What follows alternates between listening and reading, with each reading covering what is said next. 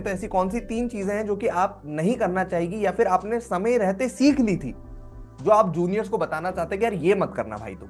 That's why my first message to juniors is don't be overconfident. मुझे correct. तो page numbers भी याद थे। ऐसे कोई पूछता था ना कि इसका आंसर क्या, तो मुझे पेज नंबर याद थे कि हाँ ये। स्टूडेंट के बिहाफ में क्वेश्चन है कि आप लाइक बादाम कितनी खाती थी, क्योंकि एक और चीज आपकी मेंटरशिप सेशन से बहुत हेल्प हुई कि हमें कब कैसे स्ट्रेटेजीज करनी है सर। वो मैंने बहुत सीखा था सर। यार सबसे बड़ा रीजन क्या होता होगा सीए फाउंडेशन में नेगेटिव रिजल्ट आने का? फर्स्टली मैं कहूंगी 1.5 डेज को पहले ही प्लान करो। जैसे आप एक चीज अच्छे से सिखाते हो। मुझे नहीं लगता कि मैंने कुछ गलती की थी, बिकॉज डर को कैसे भी भाग भाग जाओ यहाँ से। उस करके हमको कुछ भी करके कर देनी है सर। सबसे इंपॉर्टेंट बात श्री कृष्णन ने जो बोली है ना कि यार आपके पेरेंट्स ही हैं जो सबसे पहले चाहते हैं कि आप सक्सेसफुल हो। So hello and hi everyone, myself CA Mohit Patidar और हमारे साथ हैं अंकित पांडे सर जो कि चार्टर्ड अकाउंटेंट है। लेकिन आज की मीटिंग में खास बात यह है कि हमारे 3 दोस्त भी हमारे साथ तैयार हैं इस सीए जर्नी पर। और सबसे इंपॉर्टेंट बात तो यह है दोस्त, जिस जर्नी को आप सीए फाउंडेशन को बहुत ज्यादा डिफिकल्ट जो मान रहे हो, ये 3 दोस्त हमारे जो हैं, जो कि आपके सीनियर्स हैं, आपको गाइड करने वाले इस अमेजिंग सी जर्नी में। अलग अलग हिस्ट्री रही है, अलग अलग जर्नी रही है तीनों की। किसी किसी को अटेम्प्ट भी लगा हुआ है, किसी किसी ने फर्स्ट अटेम्प्ट में भी किया हुआ है। और बहुत सारी चीजें हैं जो कि आप इनकी बातों से सीख सकते हैं। तो आपसे बस मैं एक ही रिक्वेस्ट करूंगा कि प्लीज आप एक डायरी पेन लेकर आ जाइए, मस्त मस्त नोट्स बनाइए। और ये जो गलतियां इन लोगों ने करी है उसको हमको नहीं करना है, और जो इन्होंने बेस्ट किया है उसको हमको सीखना है। तो एक एक करके आपके सीनियर से हम बात करेंगे। अंकित सर भी इन लोगों से बहुत कुछ पूछने वाले हैं। तो चलो बढ़िया से इन लोगों की लर्निंग्स को हम अपनाते हैं और अपनी जर्नी को थोड़ा सा आसान बनाते हैं। तो सबसे पहले अपन चलते हैं दिशा की तरफ। Disha, how are you? Please unmute yourself. कैसे हैं आप कहां से हैं? आपकी जर्नी कैसी रही है? आपका बैकग्राउंड कैसा रहा है? And how are you targeting CA inter now? बताओ बताओ बताओ Disha. Hello sir, I am good. आप कैसे हो? सर मैं करंटली न्यू दिल्ली में हूँ। मैं ग्रेजुएशन कर रही हूँ न्यू दिल्ली यूनिवर्सिटी से, रेगुलर कॉलेज से। एंड ये मेरा फाउंडेशन में स्कोर था 258।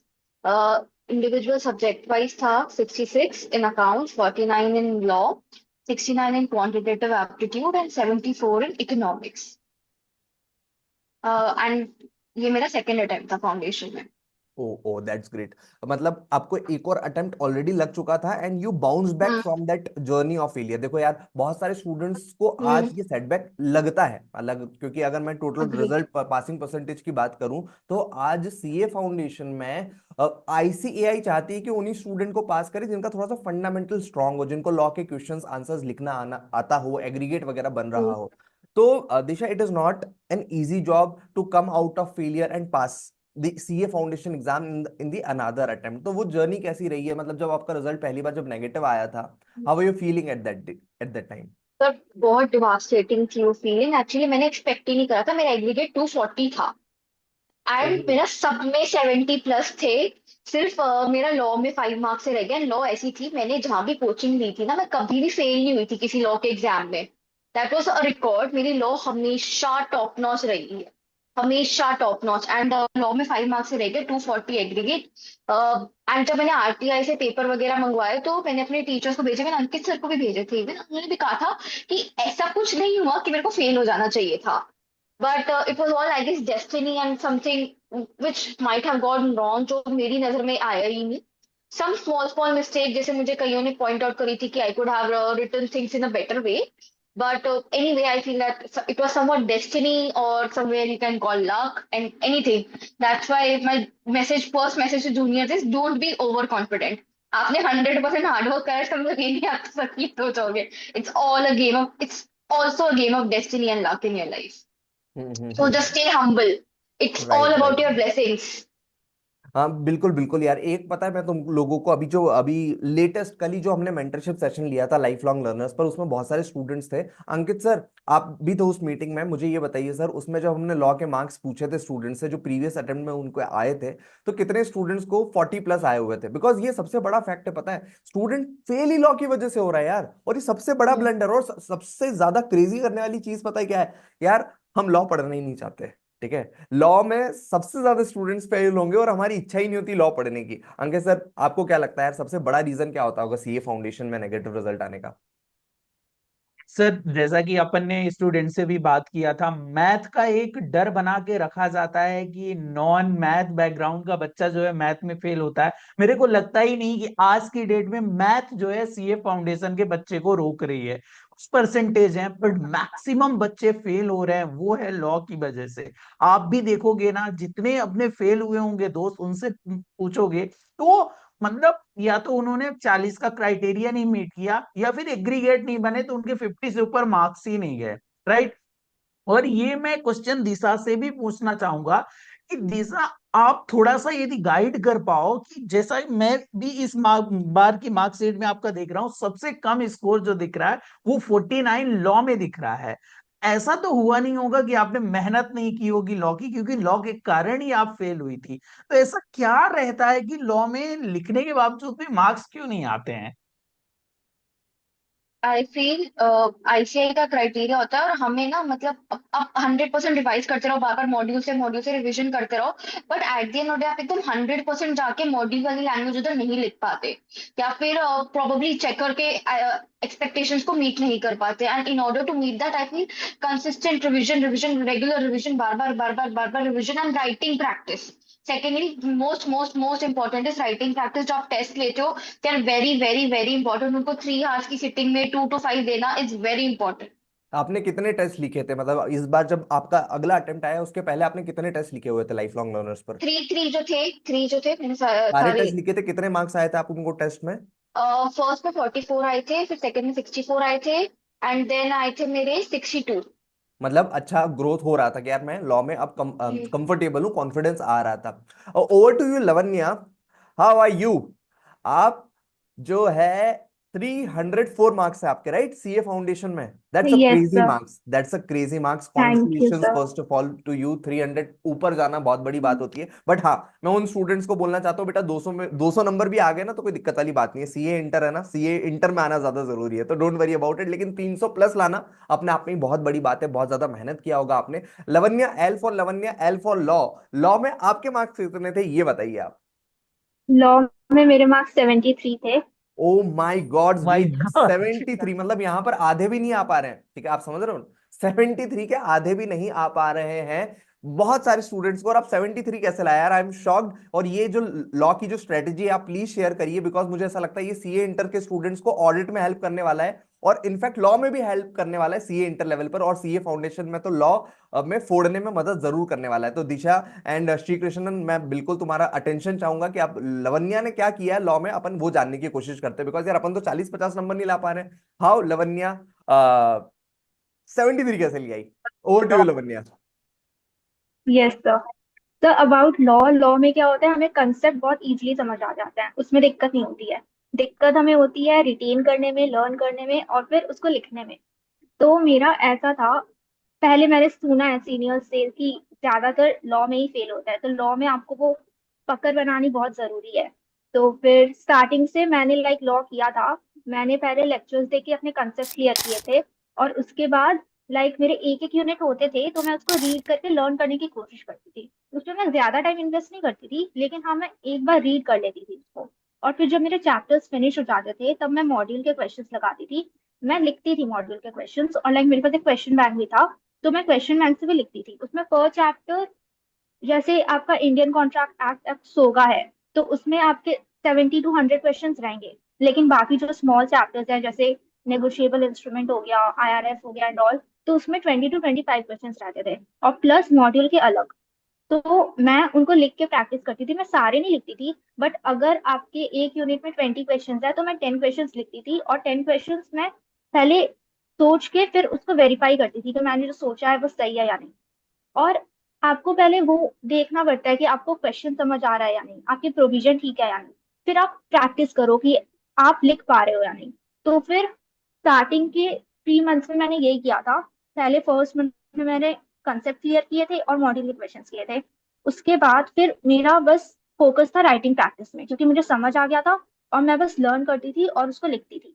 और जो लास्ट मंथ था, तो लास्ट मंथ में मैंने एमटीपी आरटीपी किए थे, और मैंने कुछ राइटिंग प्रैक्टिस नहीं की थी, बट मेरा ये था कि मैं लॉ पूरा मगअप कर लूँ। मैंने लिटरली लॉ बैठ के 7-8 घंटे दिन में मैं मगअप किया है मैंने। तो दैट आई गेस वही हेल्प किया मुझे। बट अंकित सर, मतलब ये तो लॉ इतना ज्यादा याद करने की इच्छा नहीं होती एक तो, और चलो याद करने की इच्छा हो भी गई तो इतना लिखने की इच्छा नहीं होती है। अंकित सर, आपको क्या लगता है?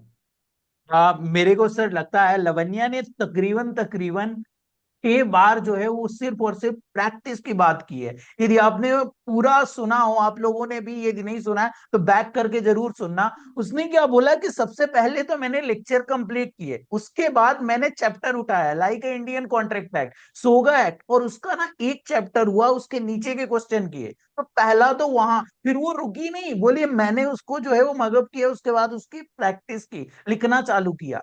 फिर दोबारा उसने मेंशन ये किया कि जो भी छोटे चैप्टर थे, मतलब जो हमारा क्वेश्चन बैंक था, उसको हमने उठाया और उसको देन अगेन जो है राइटिंग प्रैक्टिस की। उसने ये स्पेसिफिक मेंशन किया 7 to 8 आवर। सर ये बहुत बड़ी बात होती है। 1-2 घंटे हम लोग बोलते हैं ना स्टूडेंट को लॉ पढ़ना है, बोलते हैं भैया सर भारी हो गया ना, अपन थोड़ा सा स्विच करते हैं। 7 से 8 घंटे लॉ जैसे सब्जेक्ट के साथ रहना, और मेक श्योर कि वो 7 से 8 घंटे सिर्फ जो है वो रट्टा नहीं कर रही होगी, वो उसको लिख रही होगी। वेरीफाई जरूर करवाना चाहूंगा मैं लवन्य से कि लवन्य 7 से 8 घंटे में कितनी राइटिंग प्रैक्टिस कितने घंटे हो जाती थी?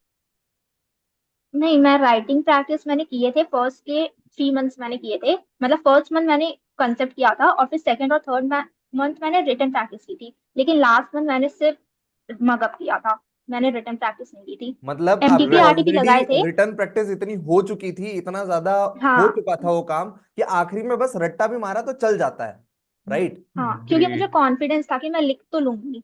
बस ये था कि मैं रिटेन नहीं कर पाती उन चीजों को। तो इसलिए राइट, मैं राइट, राइट, राइट। 7 डेज या 14 डेज में उसको रिवीजन करती रहती थी। मतलब जो स्टूडेंट्स जिससे आप जिससे बहुत सारे स्टूडेंट्स भगते हैं कि यार लिखना नहीं है, लिखना नहीं है, लिखना नहीं है, वो वाला हाँ। काम आपने पहले ही इतनी बार कर लिया था, इतनी बार कर लिया था कि अब एक ही काम बचा था, भैया लिखना तो मैंने इतनी बार कर लिया है, बस अब ये दिमाग में रह जाए। मतलब मैं अब तो स्टूडेंट्स को। मतलब इसके बैकएंड में सर ये छप गया होगा कि ये वाले क्वेश्चन का आंसर यहीं से हाँ, स्टार्ट होगा। करेक्ट, करेक्ट, मुझे करेक्ट। तो पेज नंबर्स भी याद थे। ऐसे कोई पूछता था ना कि इसका आंसर क्या है, तो मुझे पेज नंबर याद थे कि हाँ ये इस पेज में इस टॉपिक का है। और एक बात मैं कहना चाहूंगी कि जब आप लर्न करते हो ना, तो आपको टॉपिक्स याद करने चाहिए, क्योंकि जो हम्म, यूनिट्स होते हैं वो आपको याद होने चाहिए, तभी आप मतलब रिटेन कर पाओगे चीजों को।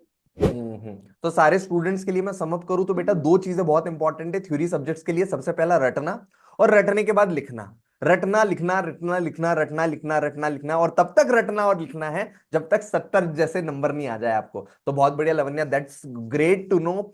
श्री कृष्ण, श्री सर कृष्ण एक तुम्हारा तो। क्वेश्चन उससे पहले मेरा हाँ, लवन्या से बिल्कुल है। बिल्कुल सर। लवन्या, ये स्टूडेंट के बिहाफ में क्वेश्चन है कि आप लाइक बादाम कितनी खाती थी, क्योंकि वो रट नहीं पाएंगे, वो पूछेंगे लवन्या जो है वो अपने डाइट में कुछ ना कुछ ऐसा ऐड ऑन करती थी, तो कुछ स्पेसिफिक था क्या? और हाँ तो सच्ची सच्ची बता देना, उनकी हेल्प हो जाएगी। नहीं, आलमंड तो मैं रोज खाती थी, अभी मैं खाती हूँ। बट ऐसे डाइट पे मेरा कुछ ज्यादा फोकस नहीं था। I am more into fast food and all. But हाँ। करेक्ट, मतलब करेक्ट। ये 70+ लॉ में लेके आने हैं तो 2-3 चलेंगे आलमंड हाँ। पर सर, भाई। उससे ज्यादा जरूरी है, बच्चे नहीं करना चाहते आलमंड की तो मैं बोरी उठा के रख लूं, दुकान खोल के रख लूं, बट उससे ज्यादा जरूरी है रटना और लिखना, जो कि सारे स्टूडेंट्स ऑफ कोर्स नहीं पसंद करते। Over to you Shri Krishnan, तुम्हारा तो नाम बहुत बढ़िया है दोस्त। सबसे पहले वेलकम है जी दोस्त आपका। आपके कितने मार्क्स आए लॉ में, और ओवरऑल कैसा रहा आपका एक्सपीरियंस? सर मेरे लॉ में 57 मार्क्स आए थे। और एक्सपीरियंस तो जरूर से मतलब बहुत अच्छा लगा सर, बहुत अच्छा लगा। मतलब क्या ही बोलूं सर, मतलब मैं मार्कशीट देख के रो गया था सर। क्योंकि आपकी तो टेस्ट ही तो आपकी तो लाइफ लॉन्ग लर्नर्स की तो टेस्ट ही तो लिखा मैंने। लेकिन जो प्रीवियसली दो लोग बात किए थे, वो मेरा तो अपोजिट है सर, उसके अपोजिट है सर। अंकित सर और आपकी करेक्शन तो मैंने तो रियलिटी दिखा दी सर, बर्बाद कर दी। क्या मतलब बर्बाद उस कर टाइम दी? पे मुझे रियलाइज हुआ कि हम। शायद वो हाँ थोड़ा सा सर, मैं तो नेटवर्क इशू आ रहा है। लॉ में फेल किया था तो सर। अभी ठीक है सर। हाँ, अभी ठीक है, अभी ठीक है। क्या बोल रहे हो तुम? अंकित सर ने तुम्हारी असलियत दिखा दी थी, क्या किया था? हाँ। पता नहीं क्या बोल रहा है, बर्बाद कर दी थी क्या भाई, हाँ क्या सर। ऐसा? सर गलत बात नहीं सर। मैं सच्ची सच्ची बोल रहा हूँ, क्योंकि फेल हो गया था सर। मैंने सोचा था कि वाह यार, प्रिपरेशन तो बहुत जल्दी चल रही है। और हम मैंने तो मतलब कॉन्फिडेंस से ही इनरोल किया था, लेकिन पहला टेस्ट उसका औकात दिखा दी, और दूसरा टेस्ट मेरा हाल खराब कर दी सर। मतलब करेक्शन आते वक्त पेपर मूड ही खराब कर दी सर। लेकिन उस टाइम मुझे एक रियलाइज हुआ कि हम कहाँ गलती कर रहे हैं सर। ओके। पहला पॉइंट ये है कि कहाँ गलती कर रहे हैं, मैं आइडेंटिफाई करने का सोचा सर। और एक और चीज आपकी मेंटरशिप सेशन से बहुत हेल्प हुई कि हमें कब कैसे स्ट्रेटेजीज करनी है सर। वो मैंने बहुत सीखा था सर। क्योंकि लॉ में इंडियन कॉन्ट्रैक्ट एक्ट और सोगा बहुत वेटेज करती है। वो डर डर से ही मैं पढ़ के एक तरह रख दिया था। लेकिन वो दूसरे चैप्टर से ना सर, जैसे कि पार्टनरशिप, कंपनी अकाउंट्स, वो वो जो है उसमें मेरा प्रिपरेशन मतलब वो लेवल की नहीं था जिस लेवल चाहिए आईसीआई के एग्जाम्स क्लियर करने में। वो मैंने क्या किया था, शॉर्ट स्पैन है, मैं मतलब आखिरी में पढ़ा था, लेकिन एक टाइम पढ़ा तो ढंग से पढ़ा सर। और नोटेबल पॉइंट ये है कि सर मैं क्या बोलना चाहता हूँ कि लॉ से सभी डरते हैं सर। मैं पर्सनली बहुत डरा था, लेकिन मैंने एक चीज कंफर्म करी थी कि मतलब कूदना है तो कूदना है, कोई ऑप्शन ही नहीं है। पढ़ना है तो पढ़ना है, एक बार जरूर उस पे जाके तो सकते हैं। हम दरवाजा पे ही देख के डर जाएंगे तो कैसे अंदर जाएंगे सर। अंदर तो जाके तो देखते हैं। वो माइंडसेट का शिफ्ट बहुत हेल्प किया सर। आपके मेंटरशिप सेशन ने ही तो वो मेंटालिटी चेंज किया था। और वैसे वैसे करके गया पढ़ के गया। और बेसिकली रट्टा बहुत मारा सर। दिमाग खराब होने का उस तरह की रट्टा मारा सर। और बस आपके इंस्ट्रक्शंस को 100% बिना डिविएशंस के फॉलो किया हो गया सर। ये श्री कृष्णन के अंदर तो वो थोड़े टाइम तक वो आ गए थे, कृष्णा जी आ गए थे, बोले कि सर करने का है तो करने का है, अभी वो अच्छा नहीं लग रहा तो भी करने का है, वो कर्म है कर्म है कर्म है करने का। बहुत बढ़िया श्री कृष्णन, बहुत दिल से बात कही तुमने। We are very very happy that you cleared your CA foundation exams, और बहुत ही अच्छी तरीके से तुमने डिस्क्राइब की अपनी पूरी जर्नी। मुझे बताइए सर, अगर मैं तीनों से, दिशा, लवन्या, श्री कृष्णन, एक एक करके मैं आपसे पूछूंगा, ऐसी तीन चीजें आप बताइएगा जो आपको लगता है कि मैंने मिस्टेक करी थी जो कि जूनियर्स को नहीं करनी चाहिए। तो तीनों को मैं चांस देने वाला हूँ, रिपीट हो सकती है, कोई दिक्कत वाली बात नहीं है। ऐसी तीन चीजें आप बताइएगा। सबसे पहले हम चांस देना चाहते हैं, किसको दें? चलो टॉपर को ही दे देते हैं। लवन्या, तीन चीजें जो आपको लगता है यार ये मैंने मिस्टेक्स करी, अगर मैं वापस सीए फाउंडेशन लिखना पड़े, है ना, टचवुड आपको नहीं लिखना पड़ेगा ऑफ कोर्स अब, लेकिन अगर आप वापस सीए फाउंडेशन की प्रिपरेशन करें तो ऐसी कौन सी तीन चीजें हैं जो कि आप नहीं करना चाहेगी या फिर आपने समय रहते सीख ली थी, जो आप जूनियर्स को बताना चाहते हैं कि यार ये मत करना भाई तुम? मुझे नहीं लगता कि मैंने कुछ गलती की थी, बिकॉज ये भी सही था भाई, ये बढ़िया भी सही था। आंसर हो बोले नहीं सर, सकता था। ग्रेट। बोले सर 300 प्लस लेकर आई हूं और फिर भी आप बोल रहे हो क्या मिस्टेक्स करी थी। चलो ऐसी बातें बता दो जो आपको लगता है कि नहीं ये सबसे बेस्ट चीजें थी जो कि एक हर सीए फाउंडेशन के एस्पिरेंट को करनी चाहिए। तुमने तो एकदम रोस्ट कर दिया मेरा। बताओ आपको बताओ। लॉ में प्रैक्टिस करना ही पड़ेगा। आप जितना भी भागोगे लॉ से, आप नहीं कर पाओगे। लाइक लॉ आपका ये नहीं है कि भाई आपको लॉ में बहुत अच्छे नंबर लाने हैं या नहीं, बट आप इतना एम करो कि आपको 50 प्लस लाने हैं, क्योंकि अगर आप 40 प्लस लेके चलोगे ना, आप उतना प्रिपेयर नहीं करोगे। और मतलब लोग ये करते हैं कि वो, भाई जो आपने बोला कि वो पढ़ लेते हैं, वो याद कर लेते हैं, बट वो लिखते नहीं है। लेकिन पता है इस बार लॉ का पेपर बहुत लेंथी था, बहुत ज्यादा लेंथी था। तो राइट। मैंने फिर भी 97 98 मार्क्स का मैंने अटेम्प्ट करके आया था, क्योंकि मेरी वो रिटन प्रैक्टिस थी। तो अगर आप वो हो जो रिटन प्रैक्टिस करता ही नहीं है, तो आप वो अटेम्प्ट पूरा कर ही नहीं पाओगे पेपर। क्योंकि भूल मेरे जाओ फ्रेंड्स भी हैं। आप। हाँ, हम्म। क्योंकि मेरे फ्रेंड्स भी हैं जिनकी रिटन प्रैक्टिस नहीं थी, और इसलिए उनके मार्क्स, मतलब उन्होंने अटेम्प्ट नहीं किया था ज्यादा, और उनके मार्क्स भी ऑब्वियसली अच्छे नहीं आएंगे। तो अगर आप 85 90 तक अटेम्प्ट करो, तो फिर दैट्स लाइक नाइस, आप पास हो जाओगे। लेकिन अगर आप अटेम्प्ट 60 का कर रहे हो, 70 का कर रहे हो, तो आप नहीं हो पाओगे पास। और बाकी मैं ये कहना चाहूंगी अबाउट मैथ्स, कि मेरी मैथ्स अच्छी नहीं थी 12th तक। मेरी 11th 12th commerce with maths था, बट मेरी मैथ्स अच्छी नहीं थी।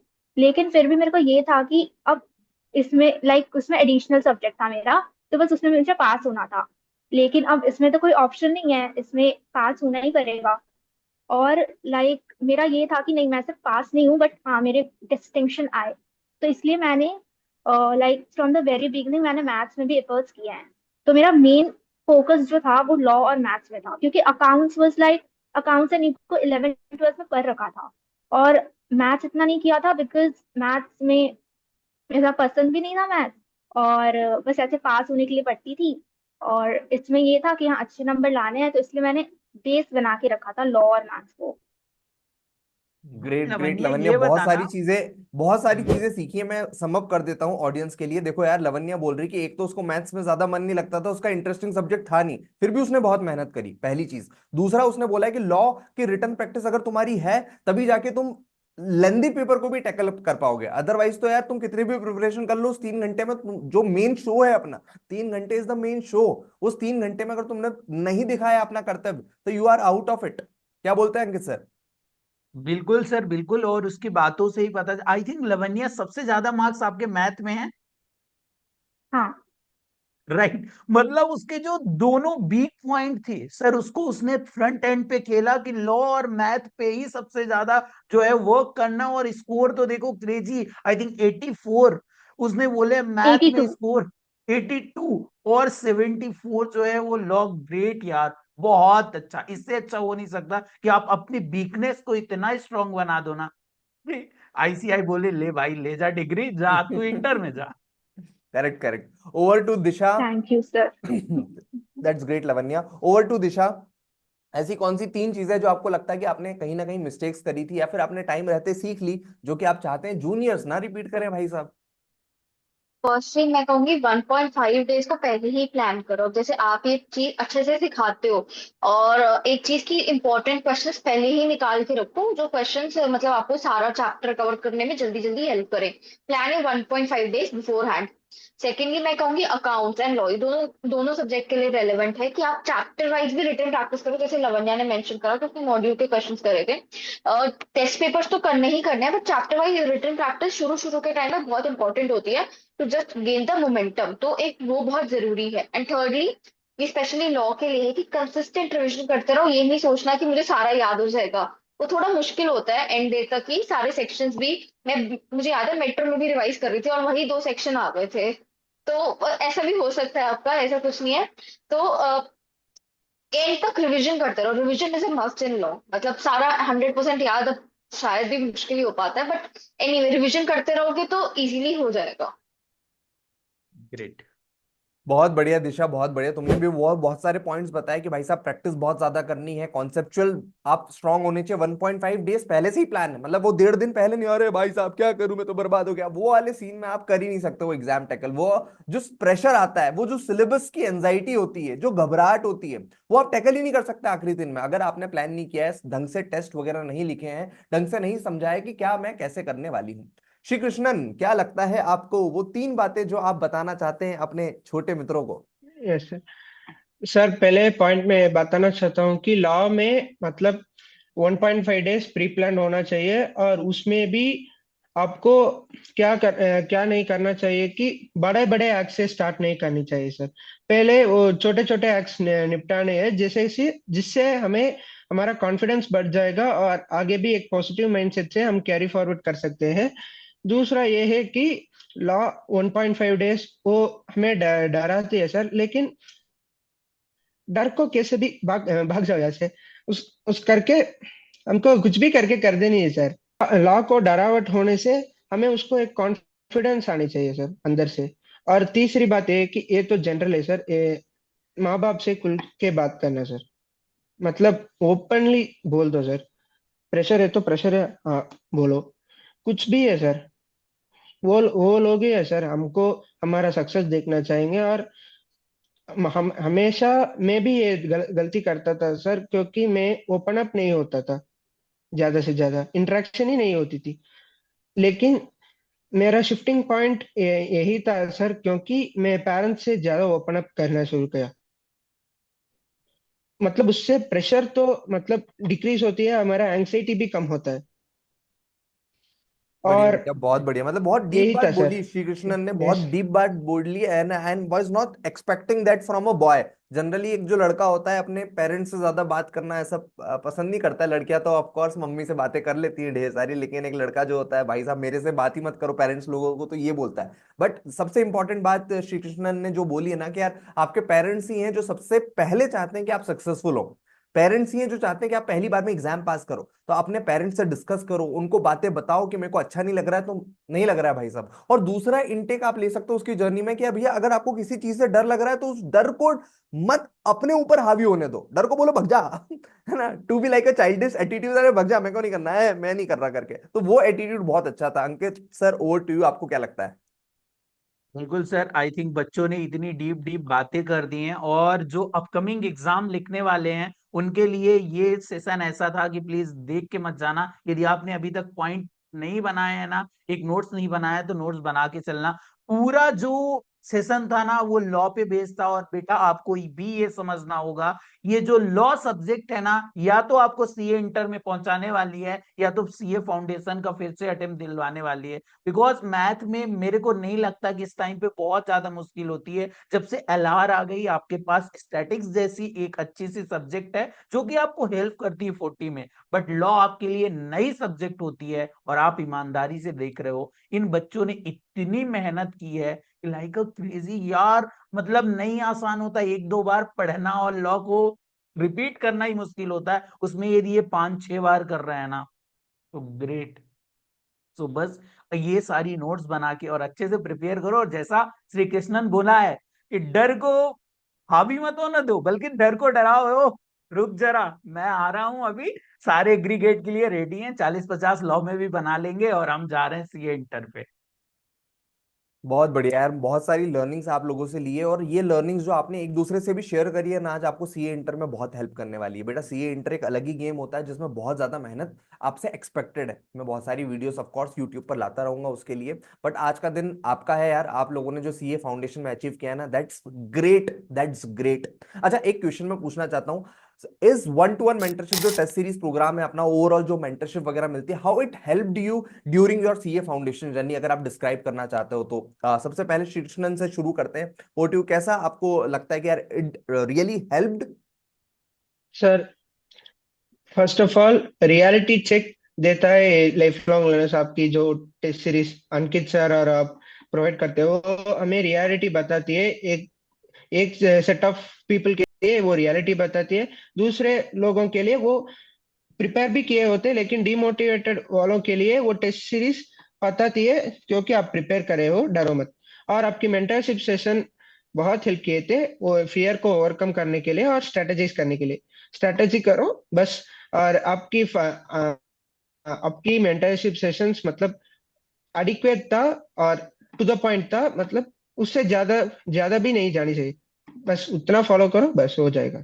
That's great, that's great, thank you so much. Disha, how that helped you in your journey? Sir it was really helpful. अभी जैसे मैंने कहा 1.5 डेज की प्लानिंग वहीं से स्टार्ट हुई थी, धीरे धीरे 3, 4, 1.5 तक आया, and that was really helpful. And test लिखना तो सब ने ही एम्फेसिस करा कि टेस्ट लिखना is very very very important for C foundation journey, any journey rather। Hi Lavanya, आपको कैसे मेंटरशिप वगैरह हेल्प किया, is that helped you during your CA journey? Yes, sir, obviously. About mentorship session, I would like to say कि जो आप में confidence नहीं आता एग्जाम के पहले, वो आपको शैटर कर सकती है। और अगर आप में कॉन्फिडेंस हो तो वो आपको पहुंचा सकती है आपके गोल तक। मैं बहुत अंडर कॉन्फिडेंट पर्सन हूँ, like to be very honest, मैं खुद को बहुत अंडर एस्टिमेट करती हूँ।